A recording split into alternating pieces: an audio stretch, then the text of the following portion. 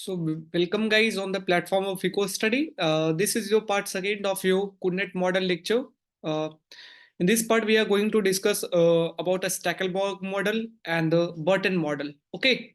So CodeNet model के अंदर हम लोग न्यूमेरिकल सॉल्व कर रहे थे, तो न्यूमेरिकल के अंदर यहाँ तक पहुंच गए थे। हमने इक्वेशन रिएक्शन कब इक्वेशन फाइंड कर लिया, दोनों रिएक्शन कब फाइंड कर लिया।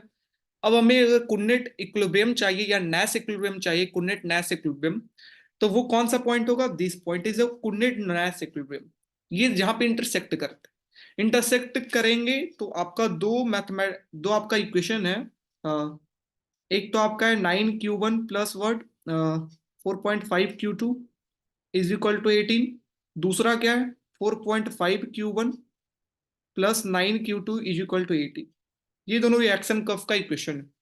अब हम ये दोनों इक्वेशन को सॉल्व करेंगे और यहां पर से हम फाइंड कर सकते हैं कुन्नेट। ठीक है ना, कि क्या होगा Q1 और Q2 का वैल्यू, जो हम क्लास 9-10 में करते थे, linear equation in two variable.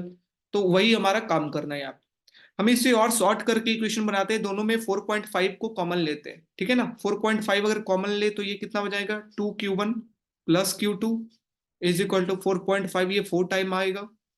और ये कितना? Q1 प्लस कितना Q2, दैट इज 2Q2। दोनों में 4.5 को कॉमन ले ले तो 4 बन जाए, राइट।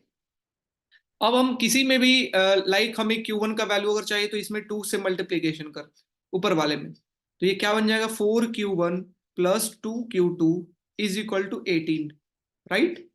Not 18, that is 8। कितना? 8। ये Q1 plus 2Q2 is equal to 4। ठीक है। अब अगर हम इसे सब्ट्रैक्ट करते हैं, ठीक है, दोनों तरफ, तो ये कितना आ जाएगा? 3Q1, ये तो कैंसिल आउट हो जाएगा, इज इक्वल टू कितना? 4। तो Q1 का वैल्यू कितना आ जाएगा? 4/3। Q1 is 4/3। अगर Q1 4/3 है तो हम किसी भी इक्वेशन के अंदर दोनों में से Q2 का वैल्यू फाइंड कर सकते हैं, किसी भी इक्वेशन में धर करके। ठीक है, like we know equation first हमारा क्या है? 9Q1 plus 4.5Q2 is equal to 18। ये 4/3 है, तो 4/3 इसका वैल्यू हम रख देते हैं, इज इक्वल टू 18। ये 3 टाइम आपका कैंसिल हो जाएगा, तो 12 plus 4.5Q2 is equal to 18।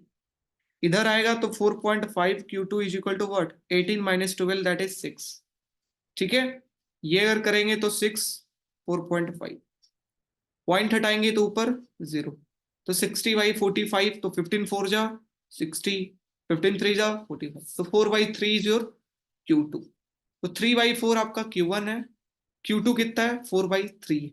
अगर कैपिटल Q का अगर टोटल पूछता कि टोटल आपका कितना प्रोडक्शन कर रहा है फॉर्म, ठीक है, तो 4/3 प्लस कितना? 3/4। 4/3 4/3 मतलब दोनों इक्वल कर रहा है, राइट। कि दोनों जो है वो प्रोडक्शन कितना कर रहा है? बिल्कुल इक्वल कर रहा है। ठीक, इससे तो हमें यही पता चल रहा है। मैं आंसर मिला लेता हूं, 4/3 एंड 4/3, राइट, सही है। 4/3 दैट इज जो 8/3।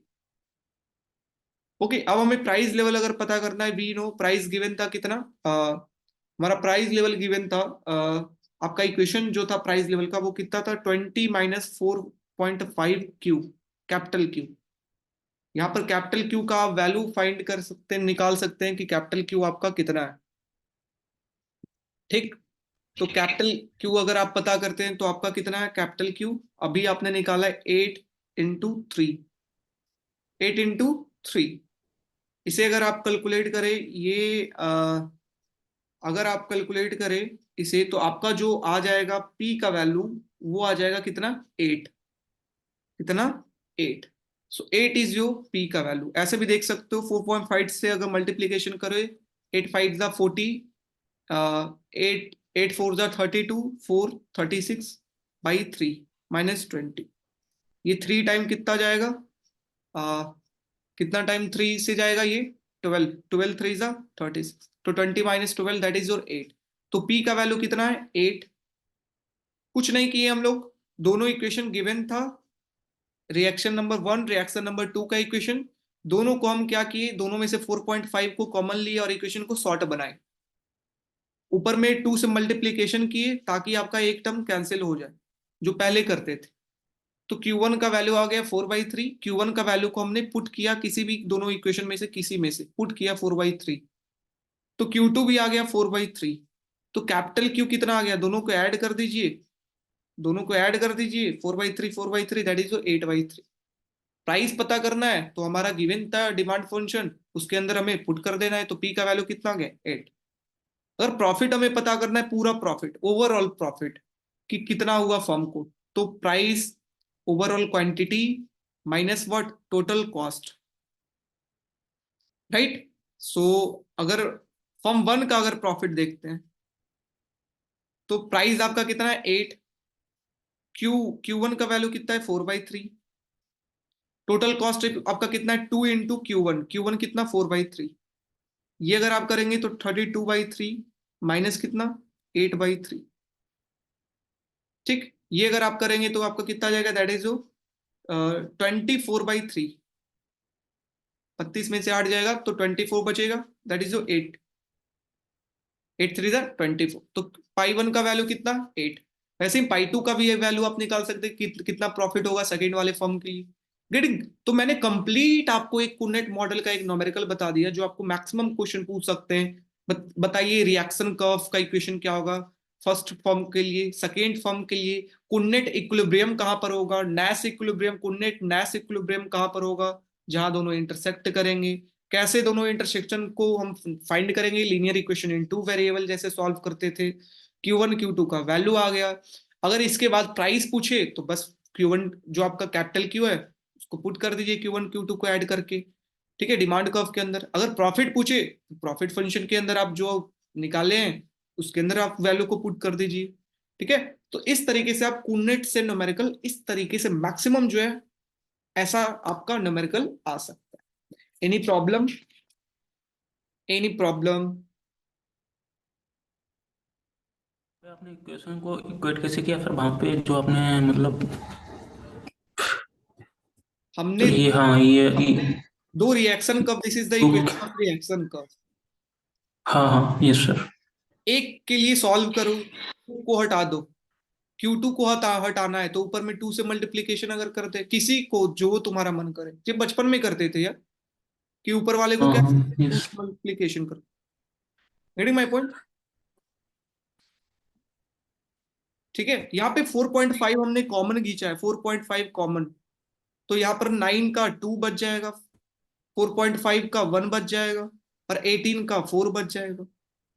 गेटिंग इक्वेशन को छोटा बनाने के लिए, ठीक है। सर यस ठीक। हाँ, तो बस अब हम देखने जा रहे हैं स्टैकेलबर्ग मॉडल, थर्ड वन। हमें 4 पढ़ना है, 2 देख लिए। What is Stackelberg? तो स्टैकेलबर्ग मॉडल इसके द्वारा कहा जाता है कि अकॉर्डिंग टू स्टैकेलबर्ग अगर डुओपोलिस्ट है तो जो फर्म, मतलब मान रहा है कि अगला फर्म का क्वांटिटी ये है, क्या हम क्या देख रहे हैं कुनेट मॉडल के अंदर, आपने क्या देखा कि एक फर्म का क्या है आपका कंजेक्चरल वेरिएशन क्या है कि एक फर्म मान रहा है कि कंपटीटर इतना प्रोडक्शन करेगा तब हम कौन सा आउटपुट का प्रोडक्शन करें जो आपका profit maximising level, that is your conjectural variation, ठीक है। वो है that is also known as reaction curve. Reaction curve भी भाई कि एक फर्म का दिया हुआ है आपका आउटपुट तो दूसरा फर्म का प्रॉफिट मैक्सिमाइजिंग आउटपुट का लेवल कौन सा है। तो स्टैकेलबर्ग कहता है कि एक फर्म जान रहा है कि सामने वाले कॉम्पिटिटर का ये है आउटपुट, गेटिंग, तो वो रिएक्ट करेगा मोनोपॉलिस्टिक की तरह, मोनोपॉली की तरह रिएक्ट करेगा कि सामने वाले का पता है तो हम अपना जो आउटपुट का लेवल जो है वो मोनोपॉली की तरह रिएक्ट करेंगे, मतलब हम जो है वो पहले मूव करेंगे। सामने वाले का पता है हम पहले मूव करेंगे और हमें देख करके ये दूसरा कोई मूव करेगा, हम जो होंगे वो लीडर होंगे और हमें देख करके दूसरा जो फॉर्म है बाद में जाकर के वो रिएक्ट करेगा, वो फॉलोवर होगा। Getting my point? तो स्टैकेलबर्ग मॉडल जो है वो कुनेट मॉडल का एक एक्सटेंशन वर्जन है। इन्होंने कहा कि हाँ आउटपुट आपका कांस्टेंट है कंपटीटर का, वो आउटपुट जो कांस्टेंट है तो जो हम मान रहे हैं कि ये आउटपुट मेरा है तो हम पहले रिएक्ट कर रहे हैं, सो आई एम लीडर। अब हम लीडर हैं, हम मोनोपोली की तरह हैं। और जो हमारा फॉलो करेगा कौन, जो कॉम्पिटिटर है वो फॉलो करेगा, जो हम आउटपुट प्रोडक्शन कर रहे हैं उसको देख करके वो फॉलो करेगा। Getting my point. तो इन्होंने कहा ऐसा नहीं है कि दोनों बिल्कुल सेम है, ठीक है, कहा कि एक लीडर होता है, लीडर को देख करके फॉलोवर जो है फॉलो करता है, लीडर का प्रॉफिट ज्यादा होता है, फॉलोवर का प्रॉफिट कम होता है। तो ये स्टैकेलबर्ग के द्वारा बताया गया। गेटिंग माय पॉइंट, समझ में आ रहा है, हाँ या ना? ठीक है, समझ में आ रहा है, हाँ या ना? मैं लिख देता हूँ, यस सर। और अच्छे से समझ में आए कि according to this model, one duopolist sufficiently sophisticated, मतलब दो में से एक जो ड्यूओपोलिस्ट होगा, एक फर्म, वो अच्छी तरीके से मार्केट को, जो कंपटीटर प्रोडक्शन कर रहा है उसको अच्छे तरीके से वो जान लेगा, उसे पता होगा, that is known as sophisticated, to recognise that its competitor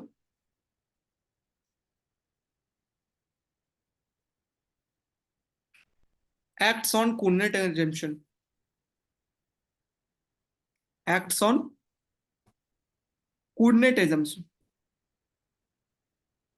मतलब एक फर्म होगा, दो में से एक फर्म जो होगा वो अच्छे तरीके से जानता होगा मार्केट को कि जो दूसरा है वो कूर्नेट एजम्पशन के आधार पर वो चलेगा, जो कूर्नेट ने बात कही है उसके आधार पर वो चलेगा, ठीक है।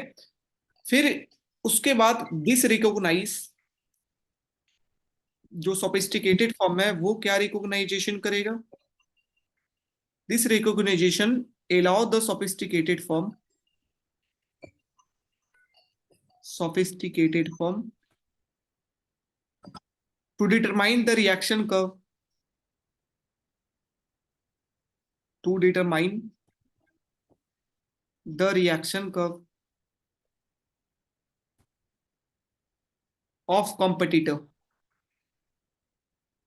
मतलब दूसरे वारे के बारे में हमें पता है अच्छे तरीके से, तो हमें उसका रिएक्शन कर्व भी पता है। अगर उसका रिएक्शन कर्व पता है तो हम उस रिएक्शन कर्व को इनकॉर्पोरेट करेंगे किसमें, अपने रिएक्शन कर्व में, जब अपना डिसीजन लेंगे, then incorporate it in its own react on profit function, okay, which maximise like a monopolist.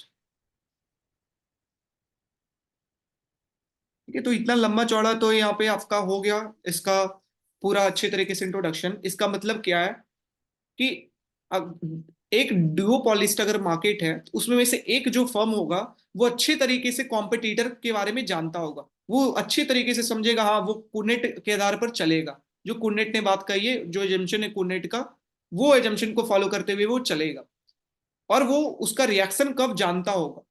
ठीक है, एक फर्म जो है वो कंपटीटर का रिएक्शन कर्व जानता होगा, और उस रिएक्शन कर्व को अपने रिएक्शन कर्व अपने प्रॉफिट फंक्शन में इस्तेमाल करके वो अपना मैक्सिमम प्रॉफिट देखेगा कि कहां पर है।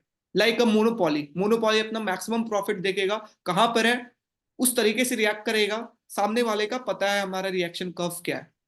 Getting my point. तो ये स्टैकेलबर्ग के द्वारा दिया गया कि एक फर्म के बारे में हमें पता है, कॉम्पिटिटर के बारे में उसका रिएक्शन कर्व पता है, उस रिएक्शन कर्व को हम अपने में यूज करेंगे प्रॉफिट फंक्शन में। गेटिंग। तो यहां पर सोफिस्टिकेटेड फॉर्म मींस, जो यहाँ पे सोफिस्टिकेटेड फॉर्म होगा, मतलब जिसे पता होगा दूसरे फॉर्म के बारे में, वो फर्स्ट मूवर होगा। फर्स्ट मूवर मतलब सबसे पहले वो मूव करेगा, वो डिसाइड करेगा कि मार्केट के अंदर कितना क्वांटिटी का प्रोडक्शन होगा। गेटिंग। और फर्स्ट मूवर का मतलब क्या है कि ये अपना प्रॉफिट को मैक्सिमाइज करेगा, मैक्सिमाइज प्रॉफिट। अगर पहले मूव कर रहा है then it is also known as leader, ये क्या होगा, मार्केट का लीडर हो। गेटिंग। ये डिसाइड करेगा कि मेरा मैक्सिमम प्रॉफिट लेवल कौन सा आउटपुट लेवल पे है, और इसको फिर फॉलो करेगा, और जो फॉलो करेगा वो क्या होगा, फॉलोवर। जो कॉम्पिटिटर होगा वो क्या होगा, फॉलोवर, जो कुनेट के आधार पर वो चल रहा है। Getting my point. तो ये मॉडल के द्वारा ये कहा गया कि इस मॉडल के अंदर लीडर जो है, लीडर हैज हायर प्रॉफिट, पहले मूव कर रहा है वो लीडर है, दैट्स वाई उसका प्रॉफिट जो है वो हायर है देन फॉलोवर। ठीक है, और प्रॉफिट जो होगा and profit is more as compare to Cournot model. Cournot model से प्रॉफिट क्या होगा अब इसमें ज्यादा होगा। अब प्रॉफिट ज्यादा है तो आउटपुट क्या होगा, प्रोडक्शन कम होगा, तभी तो प्रॉफिट आपका ज्यादा होगा। गेटिंग? तो अगर एक फॉर्म सोफिस्टिकेटेड है, दूसरे फॉर्म को जानता है एक फॉर्म, तो वो रिएक्शन कर्व का इस्तेमाल करेगा अपने अंदर, और जो यहां पर से इमर्ज होगा, जो लीडर आपका इमर्ज करेगा, वो इक्विलिब्रियम कैसा होगा, स्टेबल इक्विलिब्रियम होगा। क्या होगा? Stable equilibrium. Getting my point? तो अगर एक form, if one form is sophisticated, एक फॉर्म अगर दूसरे फॉर्म का रिएक्शन कर्व जानता है, एक फॉर्म अगर लीडर है, ठीक है, एक फॉर्म अगर फर्स्ट मूवर है, तो कौन सा होगा? स्टेबल इक्विलिब्रियम होगा। But if both firm are sophisticated, both firm are sophisticated, मतलब अगर दोनों फॉर्म जो है, वो दोनों फॉर्म आपस में एक दूसरे का रिएक्शन कर्व जानता है, अब दोनों फॉर्म मोनोपोली की तरह बिहेव कर रहा है कि वो अपना रिएक्शन कर्व का उसका इस्तेमाल अपना प्रॉफिट फंक्शन में, और दूसरा ये इसका रिएक्शन कर्व को अपना प्रॉफिट फंक्शन में इस्तेमाल, तो इस कारण पता ही नहीं होगा कि कौन सा लीडर होगा, कौन सा फॉलोअर होगा। दोनों लीडर की तरह रिएक्ट करेंगे। Getting my point? That's why जो मार्केट होगा वो उसके अंदर क्या होगा? Unstable equilibrium. क्या होगा? Unstable equilibrium. Getting my point? और अगर अनस्टेबल इक्विलिब्रियम है तो स्टैकेलबर्ग डिसइक्विलिब्रियम, स्टैकेलबर्ग डिसइक्विलिब्रियम, तो इक्विलिब्रियम नहीं होगा, क्या होगा? डिसइक्विलिब्रियम। Getting my point? अगर एक फॉर्म आपका है सोफिस्टिकेटेड, तो लीडर एक होगा, फॉलोअर होगा, तो आपका मार्केट स्टेबल इक्विलिब्रियम के अंदर होगा, स्टैकेलबर्ग इक्विलिब्रियम में होगा। बट अगर दोनों फॉर्म आपका सोफिस्टिकेटेड है डुओपोली के अंदर, दोनों जो है एक दूसरे का रिएक्शन कर्व को जानता है, देन मार्केट अनस्टेबल होगा, Stackelberg disequilibrium. Any problem? Any problem? No sir.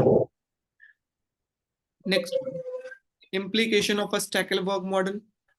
तो देखिए, पुन्नेट मॉडल की अगर बात करते, पुन्नेट पुन्नेट मॉडल का क्या जम्पशन था कि दो फॉर्म है, ए और बी,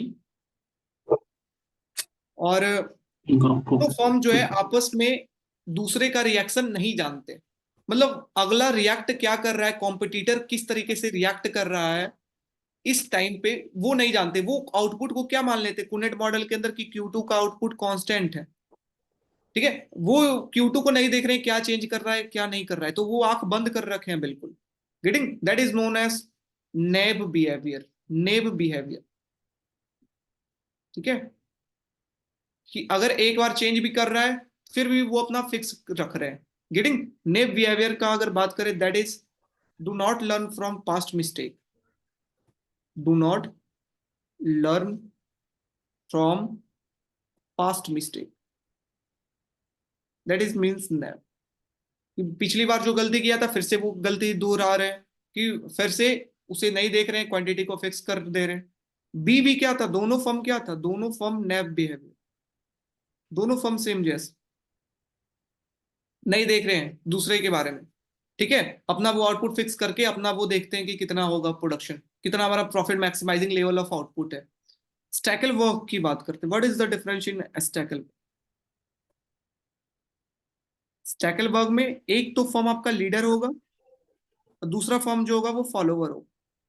तो जो लीडर होगा फॉर्म, वो क्या दूसरे फॉर्म को अच्छे तरीके से जानता है, अच्छे तरीके से उसका रिएक्शन का जानता है कि क्या है उसका रिएक्शन का।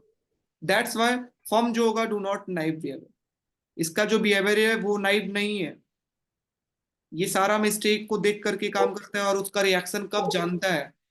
बट अगर बी की बात करते हैं, वो क्या है आपका फॉलोवर, फॉलोवर जो है वो पुन्नेट मॉडल मॉडल के जो एजम्पशन है उसके ऊपर पुनेट मॉडल के जंक्शन को फॉलो कर रहा है, इसलिए इसका बिहेवियर कैसा है, नाइव, ठीक है। So this is the difference कि कुनेट मॉडल के अंदर दोनों जो फर्म है दोनों का बिहेवियर कैसा है, नाइव है, ठीक है, वो दूसरे को नहीं दे, do not learn from past mistake. But Stackelberg में लीडर का बिहेवियर नेव नहीं होता है। Got it? हाँ। अ, अब यहाँ पे क्योंकि रिएक्शन कर्व एक को पता है, जो लीडर है उसका, उसको रिएक्शन कर्व पता है फॉलोअर का, दैट्स वाई कुनेट मॉडल के अंदर प्रॉफिट जो है वो लो प्रॉफिट, और यहाँ पे जो प्रॉफिट है वो हाई प्रॉफिट। ठीक है, लीडर का जो प्रॉफिट है वो हाई। Getting my point? हाँ। नेक्स्ट वन, यहाँ पे अगर बोथ फर्म जो है वो आपस में ये जो है कि बोथ फर्म जो है वो सोफिस्टिकेटेड है, अगर दोनों फर्म सोफिस्टिकेटेड हो जाते हैं तो यहाँ पे प्राइस वार स्टार्ट हो जाएगा दोनों फर्म के बीच में। Getting my point? दोनों को अपना रिएक्शन कब पता है एक दूसरे को, तो दोनों के बीच में प्राइस वार हो जाएगा और डिसइक्विलिब्रियम होगा क्रिएट। ओके। साथ ही साथ आपका what is the problem? Problem आपका क्या है कि ये जो है वो रिएक्शन कर्व का अप्रोच फॉलो नहीं करता। What is the problem of a Stackelberg? That is, अगर फॉलोवर रिएक्शन कर्व को to not follow reaction curve को फॉलो ही वो अगर नहीं कर रहा है फॉलोवर, तो लीडर रिएक्शन कर्व को अपने प्रॉफिट में डाल करके भी उसे कुछ नहीं पता चलेगा फॉलोवर के बारे में। Getting my point? तो ये एजम्पशन है स्टैकलबर्ग मॉडल का कि फॉलोवर जो का रिएक्शन कर्व जो है वो पता होगा और फॉलोवर फॉलो करेगा रिएक्शन कर्व को। बट अगर फॉलोअर फॉलो ही नहीं करे अपना रिएक्शन कर्व को, तो उसको इनकॉर्पोरेट करके जो लीडर है क्या फायदा? कोई फायदा नहीं। ठीक है, उसका स्ट्रेटेजी अलग है फॉलोवर का। इसलिए दिस इज योर स्टैकल इक्विलिब्रियम। ये क्या आपका स्टैकल इक्विलिब्रियम है? आ, फिर से यहाँ पर लीडर और फॉलोवर, लीडर कौन होगा? जो सोफिस्टिकेटेड फॉर्म होगा, जो जानता होगा दूसरे फॉर्म का रिएक्शन, और वो अपने प्रॉफिट फंक्शन के अंदर मैक्सिमाइज करेगा और मोनोपोली की तरह बिहेव करेगा, प्रॉफिट को मैक्सिमाइज करेगा। अगर एक सोफिस्टिकेटेड फॉर्म है तो आपका स्टेबल इक्विलिब्रियम है, स्टैकलबर्ग इक्विलिब्रियम के अंदर है। अगर दोनों सोफिस्टिकेटेड फॉर्म है, दोनों जो एक आपस में एक दूसरे को, दोनों में प्राइस वार होगा। बट प्राइस वार यहां से लिख सकते हैं, price war, that's why unstable equilibrium हो जाएगा। स्टैकलबर्ग भी डिसइक्विलिब्रियम के अंदर। डिफरेंस आपका कुनेट, दोनों नेब बिहेवियर, यहां पर लीडर नेब बिहेवियर नहीं, फॉलोअर नेब बिहेवियर। प्रॉफिट यहां पर स्टैकलबर्ग का ज्यादा होता है then Cournot model. Okay, any problem, any doubt, any doubt? जल्दी से। ये स्टकर वर्क का जो लास्ट वाला अपनी फॉलो क्या सर बिहेव रीचेस।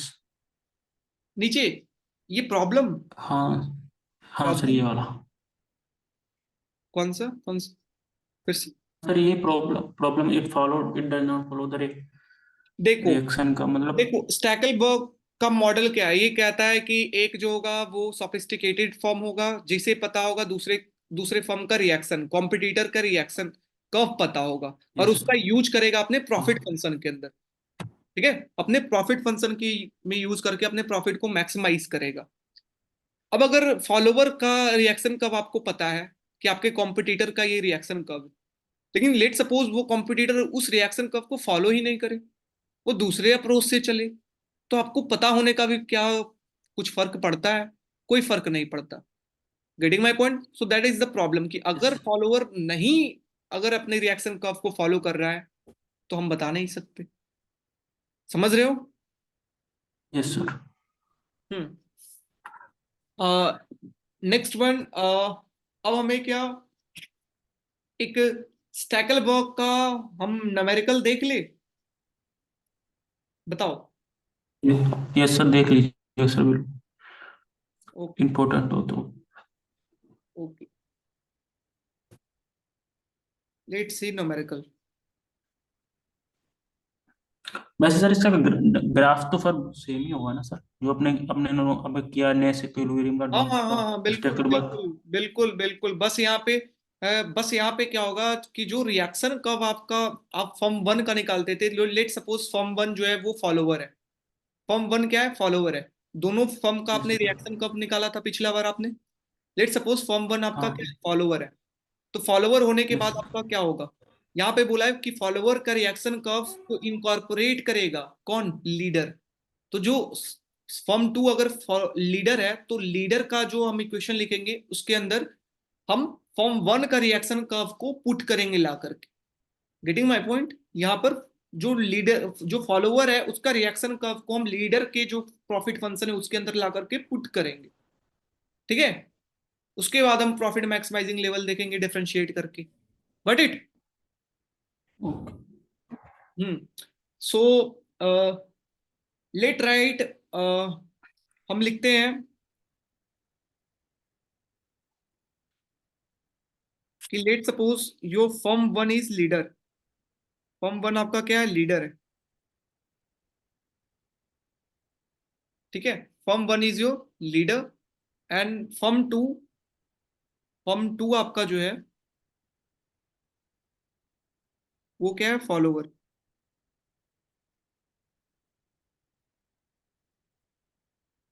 ठीक है। जो आपने पहले आपने रिएक्शन कर्व निकाला था उसी रिएक्शन कर्व के ऊपर इस क्वेश्चन को सॉल्व करते हैं, ठीक है। जो हम लोगों ने पहले देखा था रिएक्शन कर्व, तो रिएक्शन कर्व पहले हमने क्या देखा था? 9Q1 प्लस हमारा रिएक्शन कर्व क्या था? 9Q1 plus 4.5Q2 is equal to Q2 80। is equal to 18। ये reaction curve of firm 1। Reaction curve of firm 2 that is what? 4.5Q1 plus 9Q2 is equal to 18, right.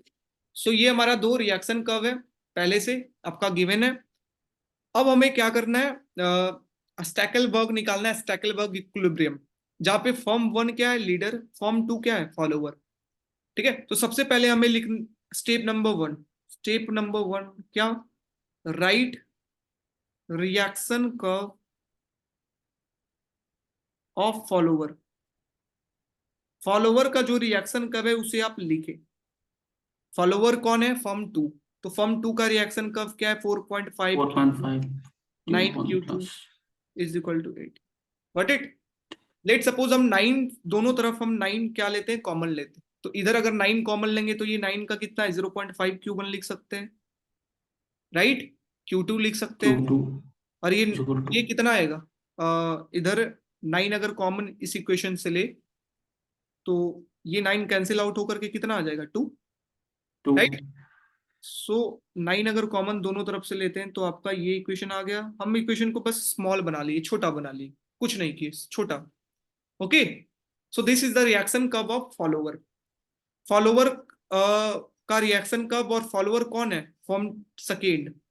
कौन है? Second. First क्या है आपका? Leader. तो second अगर follower है तो सेकेंड के टर्म में आप इस इक्वेशन को चेंज कर दे, 2 माइनस 0.5Q1, ठीक है। आपने क्या किया? बस Q1 को आप उधर भेज दिए, ठीक है। Now this is your step number 1, equation 1 इसे दे। अब हमारा रिएक्शन कर्व फॉलोवर का लिख लिए। Next step, step number 2, right reaction curve of leader, form 1, ठीक है। लीडर का आप रिएक्शन कर्व लिख। तो लीडर कौन है? फॉर्म 1। और फॉर्म 1 का रिएक्शन कर्व क्या था? 9Q1 plus 4.5Q2 is equal to 18, ठीक है। फिर से 9 अगर कॉमन हम लेते हैं तो यहाँ पे Q1 बचेगा, 9 ये 4.5 है तो 0.5Q2 बचेगा, और यहाँ पे 9 2 जा 18 तो 2 बचे। Any problem? Any problem at No, all? sir। नहीं ना? ओके, सो ये आपका रिएक्शन कर्व है। बट क्योंकि अब रिएक्स हमने क्या पढ़ा है डेफिनेशन के अंदर कि ये जो रिएक्शन कर्व है फॉलोवर का इस रिएक्शन कर्व को इनकॉर्पोरेट करना है कहाँ? प्रॉफिट फंक्शन के अंदर। जो लीडर का है प्रॉफिट फंक्शन, उसमें इनकॉर्पोरेट करना है। सो ये आपको काम नहीं, हम प्रॉफिट फंक्शन लिख, हम ऊपर से चलेंगे कि वी नो कि फर्स्ट है तो profit function is what we know, total revenue 1, total cost 1, price and quantity of 1, और ये टोटल कॉस्ट कितना था? 2Q1, right. ये चीज अब हमारा यहाँ पे इनकॉर्पोरेट करना है, क्योंकि P का value, P is your demand, तो डिमांड हमारा पता था 20 माइनस 4.5 कैपिटल Q, ठीक है। Q1 ये पहले भी कर चुके हैं। क्या अंतर आएगा वो हम आपको दिखाते हैं। ये 20 माइनस कितना? 4.5 कैपिटल Q को हम लिख सकते हैं Q1 प्लस Q2, पहले भी कर चुके हैं सेम। अभी तक लग रहा होगा क्यों आप ऐसा कर रहे हैं, फिर से रिपीट कर रहे हैं चीजों को, ठीक है। तो ये Q1 प्लस Q2, अब पहले क्या कर रहे थे, Q1 को हम अंदर मल्टीप्लीकेशन कर रहे थे, बट इस प्रॉफिट फंक्शन के अंदर अब जो फॉलोवर का रिएक्शन कर्व है उसको इनकॉर्पोरेट करना है। इनकॉर्पोरेट करने का मतलब जो Q2 का वैल्यू है वो यहां पे लाके पुट करना है। Getting my point? अगर आप पुट करते हैं तो 20 माइनस 4.5, ये आपका क्या बन जाएगा, Q1 Q2 की जगह पे आप वैल्यू, Q2 का कितना है वैल्यू, 2 माइनस 0.5 Q1, राइट। ये Q1 माइनस 2 Q1, ठीक है। हमने Q2 की जगह पे ला करके रिएक्शन कर्व जो था उसका वैल्यू को पुट किए हैं, ठीक है। तो अगर आप यहां से निकालते हैं आपका प्रॉफिट फंक्शन क्या आ जाएगा, Q1 को मल्टीप्लीकेशन करो तो 20 Q1 माइनस 4.5 Q1 का स्क्वायर, Q1 बाहर से भी आया, उसके बाद क्या, ये आपका 4.5 अंदर मल्टीप्लीकेशन होगा, और ये 2 है आप, 9 ये आपका क्या था 2, तो 4.5 इंटू 2 9, और बाहर से Q1 multiplication that is -9 Q1 minus minus plus 4.5 into 0.5 कितना बन जाएगा 4.5, और ये 0.5 आपका कितना बन जाएगा 2.25, 2.25, और minus minus plus Q1 that is Q1 का स्क्वायर, Q1 स्क्वायर। ओके, और माइनस ये कितना 2 Q1, ठीक है। अब सारा इक्वेशन आपका किस में कन्वर्ट हो गया, Q1 के अंदर, आप देख सकते हो। अब इससे हम क्या करेंगे, डिफरेंशिएट करेंगे, मैक्सिमाइज आपको प्रॉफिट करना है लीडर का, तो लीडर का जो है आपका 1 लीडर है, तो इसके के साथ डिफरेंशिएट करो, डिफरेंशिएट करोगे तो 20 माइनस कितना 2, आगे आगे का पावर तो 9 Q1, ये 9 Q1 है तो 9 प्लस 2.25 इंटू क्या आएगा 2 Q1 इसका डिफरेंशिएशन, और 2 Q1 का डिफरेंशिएशन 2, Q1 का 1 दैट इज 0। अभी से आप करो, 20 में से 9 गया 11, 11 में से 2 गया 9, 9 माइनस 9 Q1, ठीक है, प्लस 2.25 इंटू 2 अगर करेंगे तो 4.5 Q1 is equal to what 0, ठीक है।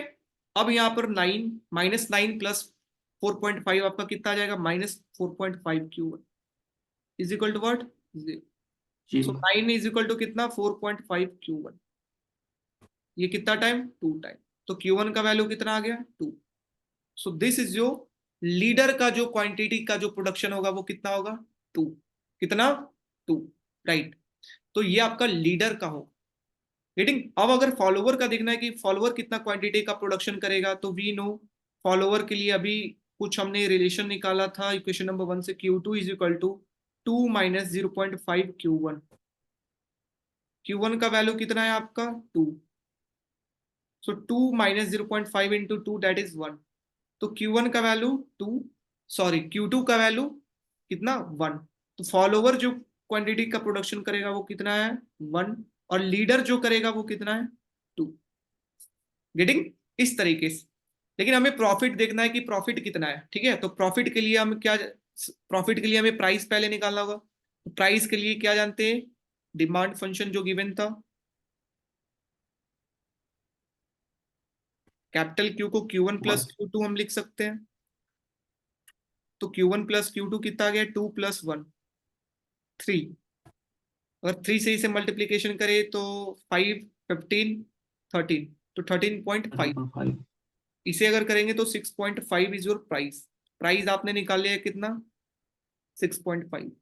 अब हमें 6.5 प्रॉफिट, प्रॉफिट पता करना है, तो प्रॉफिट किसका, लीडर का, लीडर का प्रॉफिट, तो प्रॉफिट लीडर का पाई 1 इज इक्वल टू, हम क्या जानते हैं प्रॉफिट के लिए PQ1 माइनस 2 Q1, टू आपका मार्जिनल कॉस्ट, प्राइस कितना है आपका 6, Q1 कितना है 2, 2 इंटू 2 दैट इज योर, आपका कितना आ जाता है 12 माइनस 4 दैट इज 8, 8 ठीक है।